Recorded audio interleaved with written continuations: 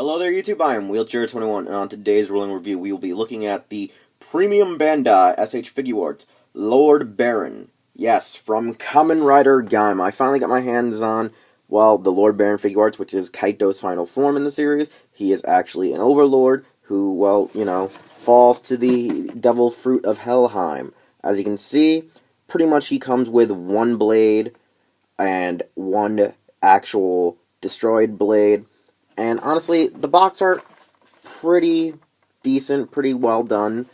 Follows suit with a lot of the Kamen Rider Gaim exclusive Figuarts.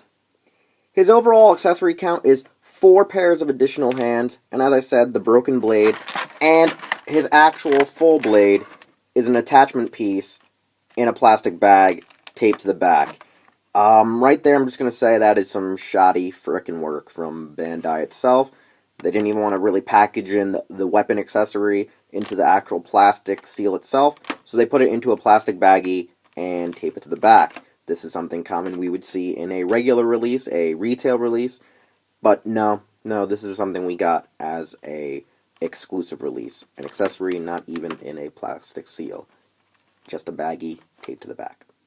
Upon removing Overlord Baron from the plastic seal, you can see that the figure uses a wonderful red, gold, black color scheme.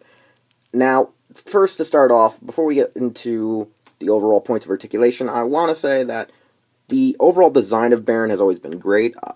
I've always loved the designs, never really loved the character, and specifically Overlord Baron struck me as probably one of the most wonderful designs of all of the Overlords in the show, specifically due to the fact it kind of felt like it was an unused Fangari suit, due to the actual designs of, like, the stems of the actual fruits, but it looks more like stained glass windows when you look closely to the chest and shoulder patterns, but as well as the gown doesn't really match the whole upper torso design. Like, this looks very flame-like and leafy, where the rest looks very similar to a Fangari's stained glass design. So that's why, to me, it feels like it should have been in Kiva, than really Gaim, but overall, wonderful design.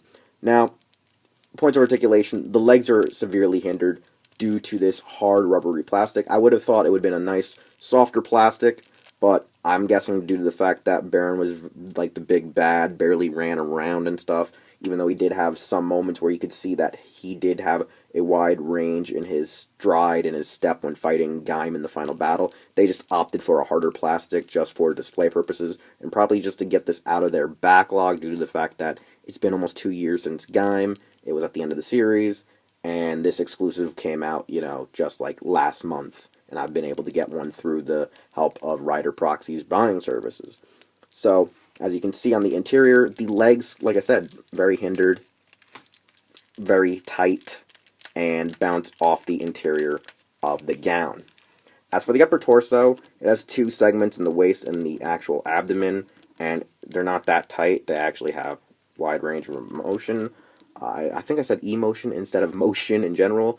The shoulders have these jagged parts to the interior, which can sometimes rub up against your head or get caught up in your head, but it has a bit of a segmented piece inside the interior here, similar to like the blade shoulders, which allow one to actually move the arms all the way around to be able to pose the figure.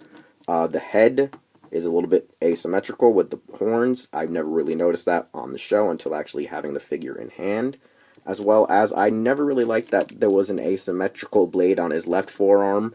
I would have liked it if it would have been on both arms, due to the fact that I'm a huge fan of the Guyver, and it really feels like it's one of his bio blades, his main weapon that he uses practically in the show before using his finishing attack, the Mega Smasher.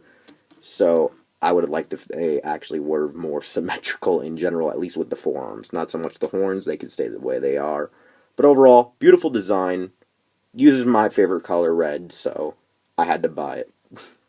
For my final evaluation, all I can say is that Lord Baron, or Overlord Baron, is a splendid figure art by design, splendid figure art by color scheme, and all the details that it presents. However, for its points of articulation, they are quite lackluster. He is pretty much a paraplegic action figure, meaning that his legs are practically useless.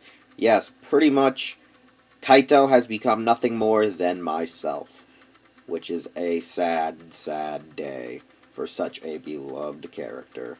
Haha. His accessory count is really low, but I do like the fact that the saber is sort of, well, I should say, interchangeable with its broken form, so one can easily recreate when he is slain and killed in battle against Gaim. What I don't like, though, is the way it was stored, as we've seen at the beginning of the review. Now, for one trying to get this figure art, I'm gonna say right about now it's probably a fair price, around 5,000 to 6,000 yen. I acquired mine for a little bit more due to the fact that I did have middleman handling fees, as well as I paid, upon its release, and also paid EMS. So I spent around maybe 70 to 80 bucks for this figure. Where now at secondary, thrift stores or Yahoo Japan auctions, it's probably going quite a bit cheaper over the last month or so. Have I looked for it? No, I don't really care. I overly enjoy the actual figure and its design, and I like having it to sort of pseudo-complete my Gaim collection. Am I missing quite a few riders? Yes, but from what I want, I practically got what I needed. I'm just missing one, and that's still freaking Shinzon Getsu. So, for one person trying to still get this, maybe from Yahoo Japan auctions, probably contact Rider Proxy. She's probably one of the best middlemen to go to. I mean, that's how I got this figure and several others I've reviewed on my channel.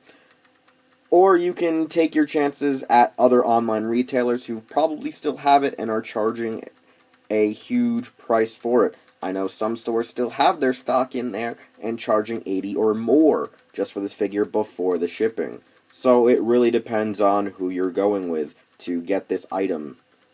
And don't wait too long, I should say, not waste, but wait too long, or your chances of getting this premium Bandai exclusive may diminish. Nevertheless, I am Wheelchair21, and if you enjoyed this review, I insist you subscribe to my channel, as well as like the video and comment. You can also follow me here on YouTube, follow me on Twitter, and over on Instagram, and check me out at websites such as Hirotaku and HeroClub.com.